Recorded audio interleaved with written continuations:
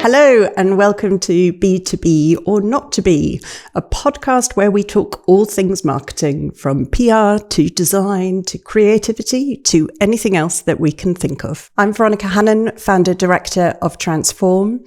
Everybody calls me Ronnie, so that's what everybody hopefully is going to be calling me throughout this series. I've been in marketing for more years, really, than I care to mention. And today I'm delighted to be joined by my co-director and business partner, Daniel O'Connor. And we're going to be talking about video marketing. So Dan, opening question to you. Video marketing, why do you think it's really important nowadays? I think there are a large number of factors in it, but naturally as human beings, we will make a judgment on a person, a car, a place, a restaurant within 8 seconds of the first interaction, the first view, the first whatever it may be. So I think when you're trying to cut through the noise in terms of how do I reach my audience, how do I engage, how do I get people to connect, video marketing is an incredibly important way. And I think since COVID and the way that the digital landscape has changed in recent years, it's that ability to be able to view something very quickly and move on to the next thing. So I found it really interesting coming out of a background mainly of content as sort of the written word, how video has not taken over that side of it, but is really complementary to it. And the fact that when you're looking at communicating a message really quickly and really simply, video is a fantastic way of doing it, isn't it? 100%. And I think it's that ability to be able to integrate video into your comms Absolutely. and your marketing and your strategy and all of the wonderful things that you might be doing. So, for instance, if you're using email campaigns and that's your main route to market in terms of attracting your audience, why not have a video in there? An email with a video incorporated into it has 83% higher engagement than an email without. So why would you not put a video into that email? And it might be, we all consume information in different ways. So it might be that some people do like to read and they want to take things in slowly. I myself personally, I'm a visual man. Just give me the information very quickly in a video, in a reel, on Instagram, in whatever it may be, and I'll consume that. But if you gave me 3,000 words to read, I'd probably stop at 200. And actually within that, because we did this quite recently where we looked at how many words it would take per minute of video. So if you think it's about 500 to 600 words per minute of video, if people are talking really slowly. So you're right, a 3-minute video, you're already looking at 1,500 words of written content. People would watch a 3-minute video, but they wouldn't necessarily sit down to read that. That's a different way and a different form. But you use that really interesting word of integrated, because that's what we talk to clients all of the time, is don't just do stuff. Make whatever you do really count and utilize it to its 100%. max. So yes, you're right. Put it in email campaigns, put it on your website, do it through your social platforms, get small takes, small cuts of different things. Use it in your recruitment adverts. Absolutely. That's massive, isn't it? And it's really that case of trying to extract maximum value from whatever form. And video is one of those areas that you can really extract enormous amounts of value. You've actually just reminded me of a situation with a client last year, and I won't mention the company name in this podcast, but we had a client, as you know, that we did the video for, series of 8 to 12 videos, and they were not recruitment based. It was all about their services, the legal sector that they serve, and they had a new recruit come to them applying for a job, and they said, I want to work with you because of the videos that I've seen on YouTube.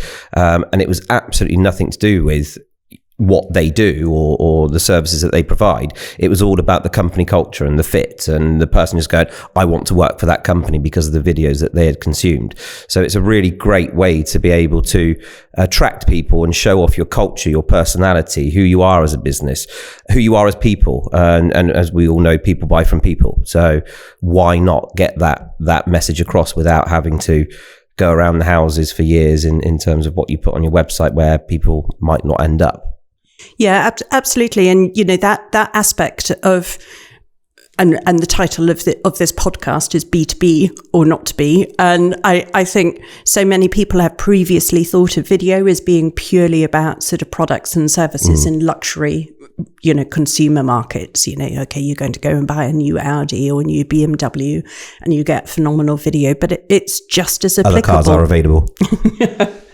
Absolutely. Just the company cars, that electric and hybrid that we have. But yeah, there is that whole aspect of actually it's really important for B2B services, and particularly with the type of clients that we work with, because they're complex businesses, aren't they? Some of them are quite difficult to understand. Yep. Some of them are very, very specific and targeted, whether it's, in risk or financial services, or you mentioned legal or renewables or all of those different aspects. It can be quite difficult to be able to communicate that, but put people behind that brings the whole brand and the personality of the brand to life, doesn't it? Absolutely.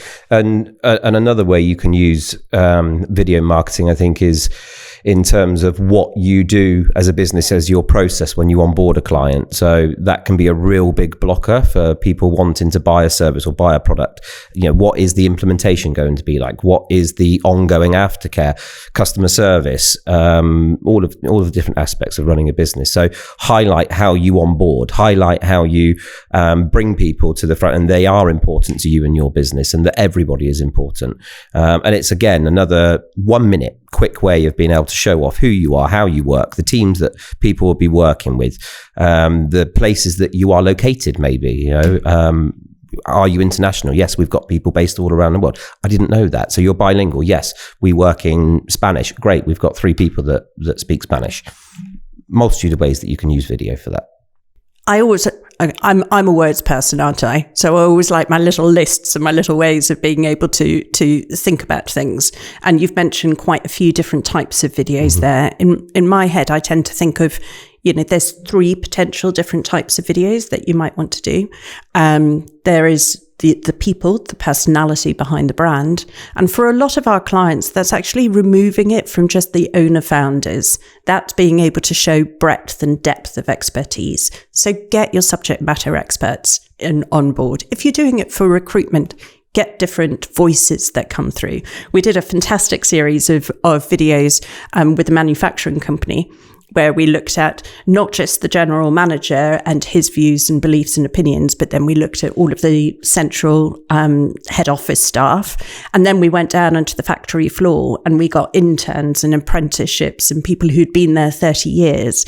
And all of that aspect of people being able to say, oh, they're just like me. I can see myself working there. Yeah. I can see that I like them. I'd fit into the culture. It really brings it alive, doesn't it? And the second type of one, I mean, we mentioned this, and this is, I think, the crossover really with B2C, is that people will think of products or services.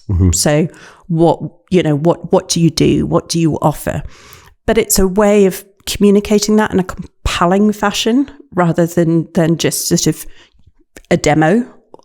That might be important for, if you're a technology client, you might need that, but put some personality in it, bring that through.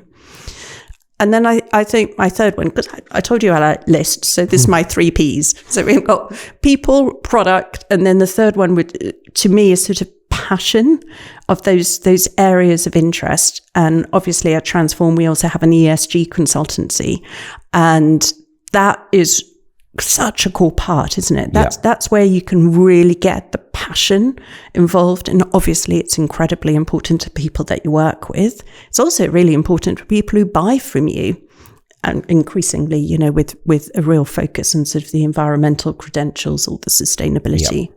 So that sort of bringing passion to life.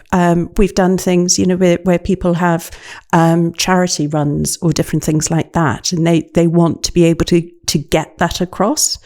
That, I think, contributes, doesn't it? Yeah, and I think, to pick up on another point that you've just made there, it's about bringing people out from behind the scenes, profiling other people within the business. So we traditionally think, right, we're going to put the business on video and, it's going to go out to the big wide world. We're going viral. Let's put the directors up front. That's not the people that are doing the day-to-day work. It's about the people that are actually running the business effectively, because they're the ones on the ground. They're the ones in front of people. They're the ones that are out and about on the road.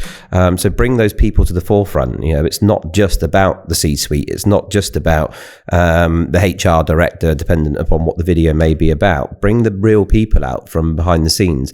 And we've had many circumstances whereby people go, I'm not going on video. And then all of a sudden we create a video for somebody then the rest of the team see it and they go, I want one of those. Can I go on video now? And because they can see that, with some clever work, lighting, editing, and all the wonderful things that we do, and storyboarding, you can actually make something absolutely stunning when you think yourself that you've not done a great job in terms of the recording.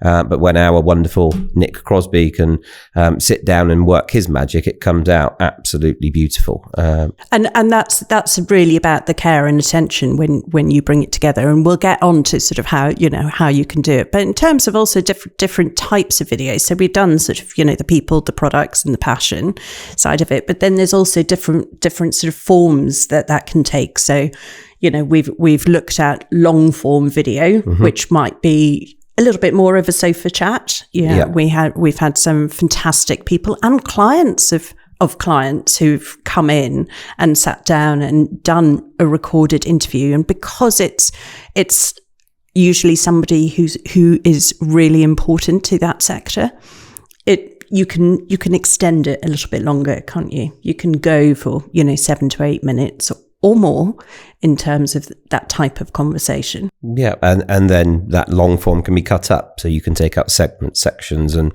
break it down into the relevant parts that are, I'm just thinking of one in particular when we had the senior editor of Legal 500 for LATAM, 20-minute couch talk video, and then we extract 1 or 2 minute extracts that can be used in social media posts, LinkedIn, email marketing campaigns, all of those wonderful things. So it goes back to our create it once, use it multiple times. Absolutely. I guess, in terms of being able to repurpose and keep that content evergreen and being able to push it out there again and again and again. So it's cost you a sum of money once. How many times can you use that? Where can we use that? How can we use that? Who would interact with that differently? I might sit down and consume 20 minutes of video a night. Other people will sit down and consume hours of video per night. So who are you trying to reach? Where are you trying to reach them? Yeah, absolutely. And I think, that aspect that you talked about, create it once, use it multiple times as well. Once you've got something on film, it can be repurposed. So we've done quite a lot, haven't we, where you might take sort of recordings from different people and different shoots, and then you can cut it together. So we've done show reels, videos for exhibitions that come off the back of it, which are just highlights that are picked up through all of the different processes, and it's all there, it's all captured. All it takes is knowledge, clever editing, and you can use it for multiple purposes all of the time. So it's a worthwhile investment. 100%. What are your thoughts on informal versus formal video?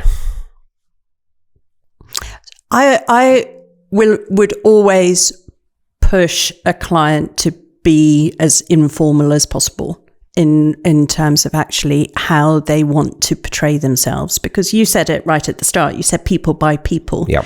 So it doesn't need to be that, suited, booted ties, really formally set up, and with very formal language. It is much more engaging to watch people naturally having an interaction. And that includes, not using your BBC Radio 4 voice when you're talking about things, or being able to that was Dan earlier saying you had to have your radio voice accent coming through. We're like, no, you don't. So yes, to really try to cut through. People want to hear and engage with real people. So it's bringing that to the fore. That doesn't mean that the process and setting up a video should be informal. Yeah, because 100% agree. Yeah, and that if people just rock up and go, okay, what am I talking about, and there hasn't been the thought or the preparation that's gone into it, you won't get the results, I don't think, that you want at the end of it. So going back to Nick, who's sitting behind the camera today, talking about things, he would always say, make certain you've got your storyboard, you've got your key points that you want to get across, and then you've got a beginning, middle, and end. Yeah. Because a video is a story, isn't it? Yeah. Yeah, definitely. And I'm going to relate this to something that I saw on LinkedIn earlier. And this is from going back to what you're saying about setting it up properly. Again, I won't mention a company name because one, they're not a client, but two, it would be unprofessional and irresponsible to do that. But I saw a video from a company that I met at the CIPD conference in Manchester back in 2019 before COVID, and they had set somebody up on a sofa with a big window behind them, and they'd drawn some net curtains behind this lady that was on video, on camera, but you could see that it had been recorded by somebody with a basic camera or an iPhone or something. The lighting was terrible. Her face was blown out because of the light coming through. And I thought, if you had just done that properly or put a bit more time, thought, or hired somebody professional to come in and do that, that video would have a much bigger impact. Whereas I started to watch it and disengage because I thought, it looks terrible. That may be a bias because obviously we produce very high quality video in 6K recordings, on a daily basis. But what I might think that, but what do other people think when they're seeing that? This is a big organization. This is a multi-million pound organization. So why not invest the time and the money to do something like that properly? And at the end of the video, it said copyright 2019. So they'd recorded that 4 years ago and they're still using it now. So that's evergreen content for them. But they've done it badly 4 years ago and they're still trying to use that now.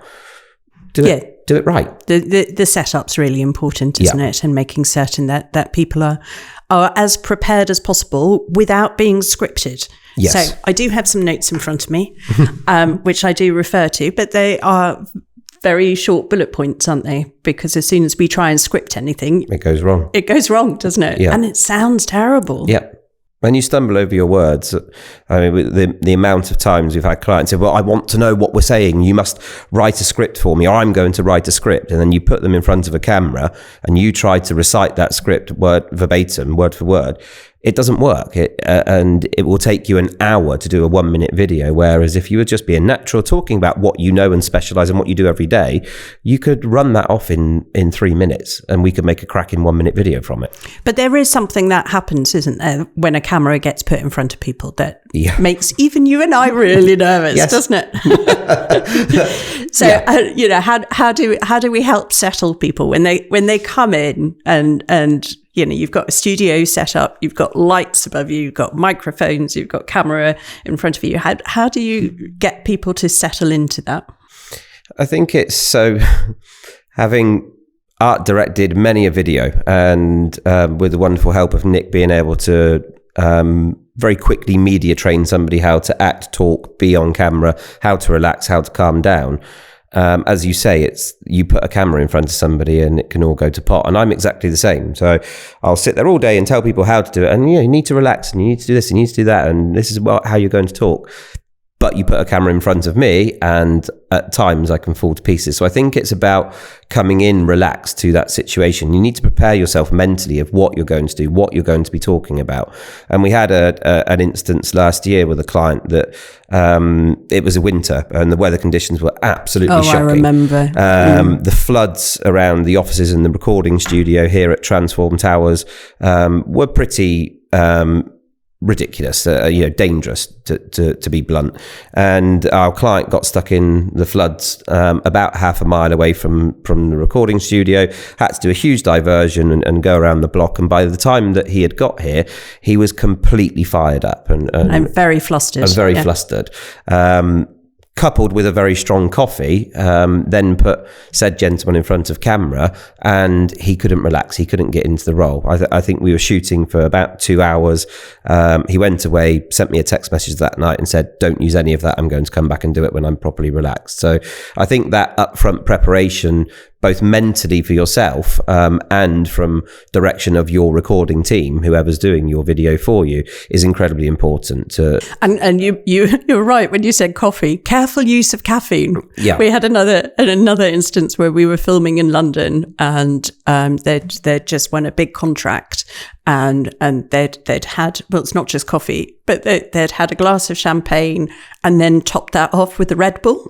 And by the time he sat down in front of the camera, everything was jittering because he was so fired up with the fact that they just won a big contract. But yes, you have to then take a big deep breath, settle, compose, get yourself ready, and sorted. But you can keep on shooting, can't you? You can keep on filming. So Dan, when we go back and we look at video really as being a key fundamental part of your integrated marketing strategy, it's one of the aspects that we look at when we sit down, we do a deep dive with clients, isn't it? Over really trying to understand not just their marketing strategy and objectives, but their real business strategy and objectives. Yeah. So what are they trying to achieve as a business? Where do they see growth? What are the challenges that they might need to overcome? What are the risks that might be presented to them as a business? And that sort of includes looking quite broad, doesn't it? What are competitors doing? What's happening in the market? What trends are coming through? But when we start pulling together a integrated marketing plan, it is looking at those hero bits of content that people might want, all those themes, those hero themes that they might want to communicate, and then trying to understand the best medium to get that message across, or the best different types of media. So, for example, if we were looking at doing a thought leadership campaign on risk, it might include a thought leadership white paper, but it most probably would include video, as key within that. And then it would include how we take that into social media and all of those different aspects. We use the PESO model. Mm-hmm. I love my models as much as I love my lists. I love my models. So the PESO model is a really interesting one that sort of looks across paid and shared and owned channels that you have, and ensuring that you're not overly reliant on just one channel. Because if we all knew what worked in marketing, well, yes, we'd be multi-billionaires at this point, but there's no magic bullet, is there? So it's looking at actually how can we really maximize each of those different channels. So we mentioned about exhibitions, and if you go to an exhibition, having a video show reel as part of that, it's part of your paid activity. We do quite a lot of paid social media campaigns, don't we? Pay per click, which video can also be used for, and then it's shared. So going into very much that aspect of, how can you influence people? People always say they want a video to go viral. What's your response to that, Dan, talking about the shared? I think it depends upon what you're trying to do, what you're trying to achieve. What is the objective and what does success look like? Do you want to be an influencer, i.e. you need your video to go viral to be able to get the coverage?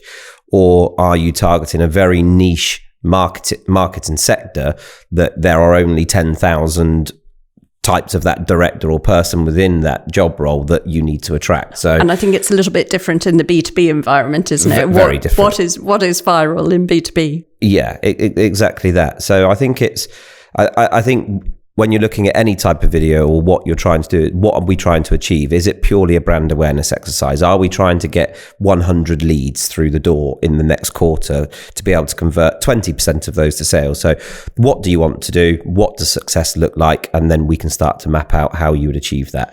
And that's very much focusing on not just those top level vanity statistics, isn't it? Because we can all go, this post reached X number of people, or we've had, 40,000 likes on YouTube for it. Yep. But actually, what is that really translating into? Yeah. So it's... Well, if none of those are your business audience, what's the point in doing it? Yeah. You could take a very boring subject or an engineering company and put lots of cats and cute dogs and animals all across there and get 1 million views. But are any of those people viewing that video your buying audience? Probably not. They just like cats and dogs and cute animals, which is fine and lovely. You've got some brand awareness from it, but have you sold anything? Have you actually converted? That would be very important for our cat furniture company. it would, of which we have recorded video in this studio for as well. That's true. But yeah, you're right. It's focusing right back on that strategy. What do you want it to achieve? Because, my bugbear with different things is in marketing, you just end up doing a whole ton of stuff. We've got to do this, or we've got to do that, or, we have to, or somebody hasn't posted on social media. Let's just do something, do anything. Yep. And that's where it sort of all tends to fall down, because people just become busy fools, don't they, really? Exactly that. Doing things for the sake of doing things isn't going to work.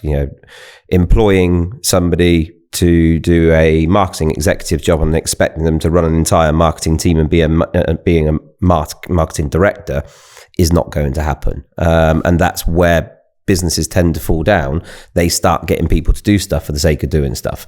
It needs that strategy. It needs the integration. It needs the skill sets and the designers and the graphics and all of the wonderful things that we and other companies are able to offer, to be able to put that together and actually get it out there in a forceful way that is doing some good for you in the business. Yeah, and that's the temptation, to have a look at something and go, oh, everybody's doing video, we must do video. And actually it's not about the doing of something, it's about the objectives, what it's going to achieve, and what is the message, and what is the right media to get that across, and then making certain that it's executed brilliantly. Yeah. Completely agree. So we've been working with clients and supporting them on video marketing for a number of years now in terms of that. We've learnt lessons during that. But definitely. What would you say are the main things that, from a client perspective, so if you're a marketing director or if you're an owner-founder of a business and you're listening or watching this, what would be the key things that you would say are the do's and don'ts? Do's and don'ts. I think there are a multitude, but I think, as somebody very famous once said, who we can't remember, failing to plan is planning to fail.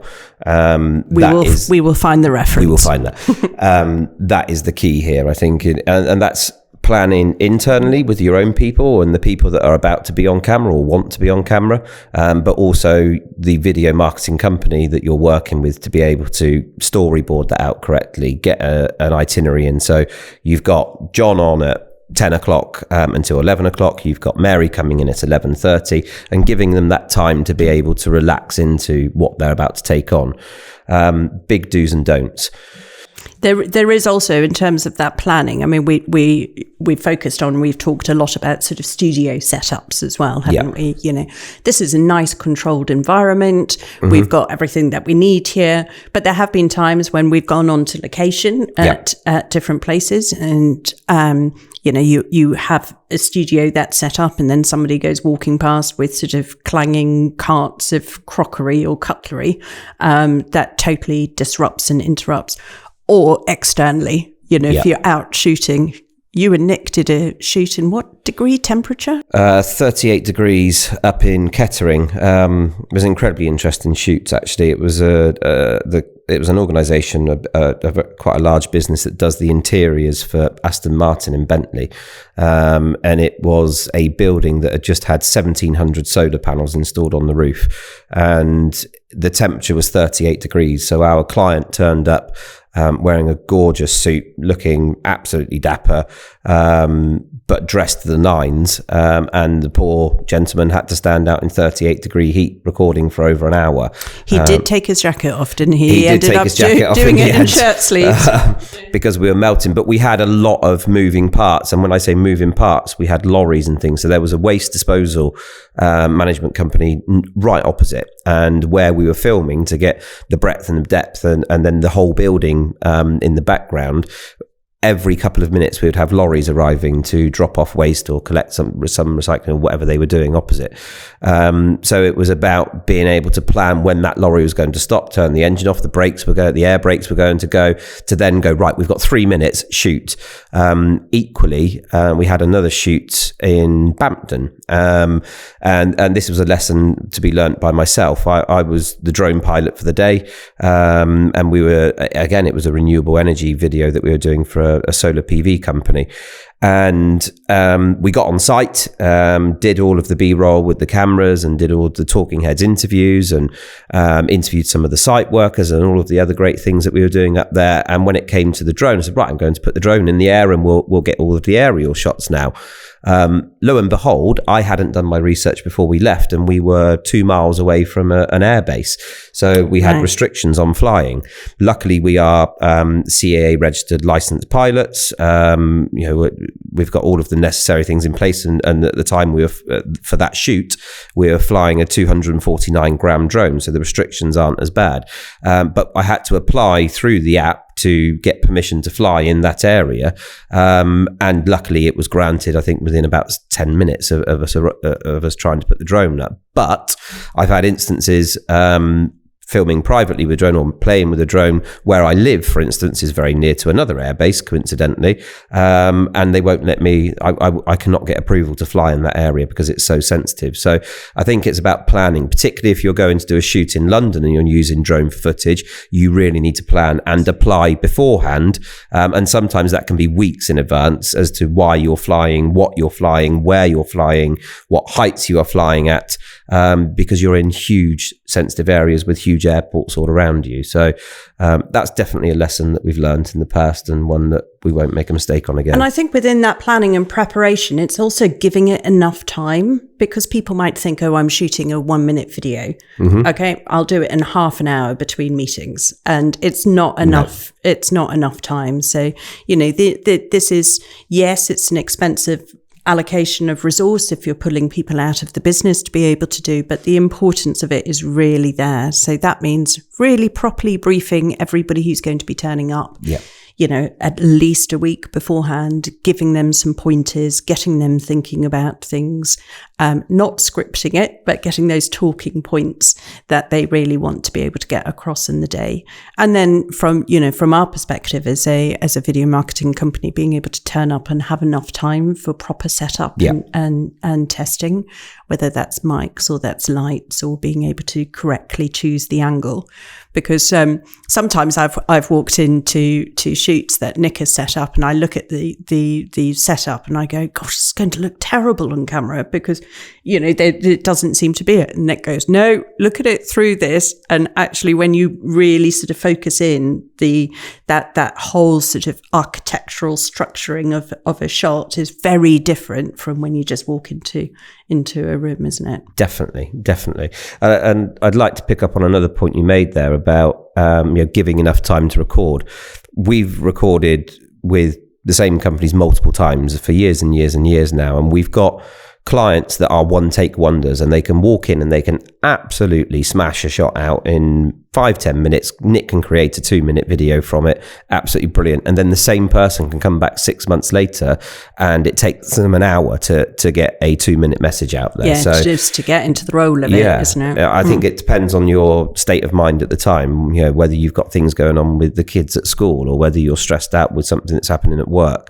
So it is about that, giving it the right time and preparation to be able to master it on the day, but not thinking that you can do it in 10 minutes, because it's not a 10-minute job. It's something that needs to be done properly. And it doesn't hurt to shoot the same thing 3 times.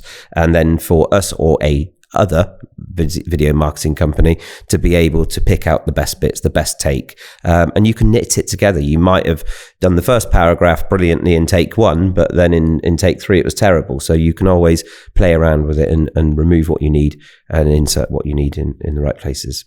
So we've spoken about lesson 1, prepare. Second lesson or another lesson? I think there is the case that do not try to cram too many things into one video. So give your video a purpose and an objective and stick to that.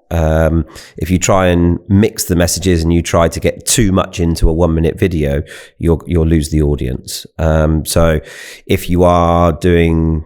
So if we go back into the E, the S and the G, if we talk about the social side of things, governance side of things, it's a recruitment drive. We want to bring the right people in. We want to show the culture. Make the video about your people and your culture. Don't then try to say, but we also have the best X, Y, Z in the world, and start talking about your products and services, because that's not what you're trying to achieve. It's all about what you're trying to do with that video at the time. If it's a recruitment video, I want 10 people, from people that have been there for 3 months to 10 years, to come on and give a 10-second, this is why I love this place, this is what we do, this is the culture, this is why I'm included, this is why I have a voice. Yeah. And actually that in itself is a really important lesson for people to learn. If you are giving people a voice and camera, let them have that voice. Yeah. It's not about them then parroting back the 5 different values that are, on the wall outside, or talking about, let's try, can we just shoehorn our mission statement? Or can we get in somewhere that our company tagline needs to be there? Because it doesn't sound natural. No. So, that's sort of, if you're talking about, you've got values of honesty and integrity. Well, the integrity is letting people be who they are. Yeah. The honesty is letting them speak how they speak naturally, rather than trying to hit the marketing taglines 101 and let's get the brand book and bring it to life. It's not about that. So yes, I'll try that again. Don't try and cram everything into one video. Yeah. And then don't try and shoehorn in all of the carefully honed and refined marketing messages. Those have their place. Absolutely. They have their place. But video is you're not trying to get people to parrot them, are you? No, exactly that. And the diversity piece, I know it's a big topic and it has been for years, but bring everybody out from the background. You don't need 4 male C-suite people on video talking about what your company values are, or your mission statement is. Bring the people out that are actually doing the job on the ground. Bring the people out that have the passion for your company, because that's what shines through, is that real life experience more than anything else. Going back to my 3 Ps at the beginning, we had a lovely occasion where we were doing some videos for a company, and one of their team came down, and in his part-time life, what he enjoyed doing was singing. And he sang a song during the video. We just caught it and captured it. And it was absolutely beautiful, because that was him. That was his personality that really came and shone through. So sometimes it's also capturing those little pieces, or pushing that question. And actually, let's just talk about sort of some of the lessons that we've learned. So, we will say to clients, don't script within it. But part of our role in videos is having those questions prepared, which is what we do quite a lot, isn't it? With clients, we sit behind the camera and ask them questions to be able to really pull out. And a key lesson for us in that is sometimes just let the silence speak, because you get that golden nugget, don't you? That comes out when people sort of are relaxed and they're just thinking, and then they say something and it's like, that's it. That's when you've got it. Definitely. So thank you, Dan, for joining me for our informal chat about video marketing.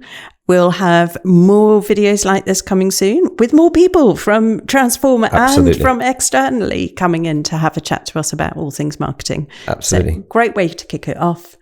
Thanks for listening. This has been B2B or Not to Be, a podcast about all things marketing from Transform. And if you have any questions regarding some ideas that you have for video, please get in touch. We'll be happy to help, discuss, advise wherever we can. Thank you.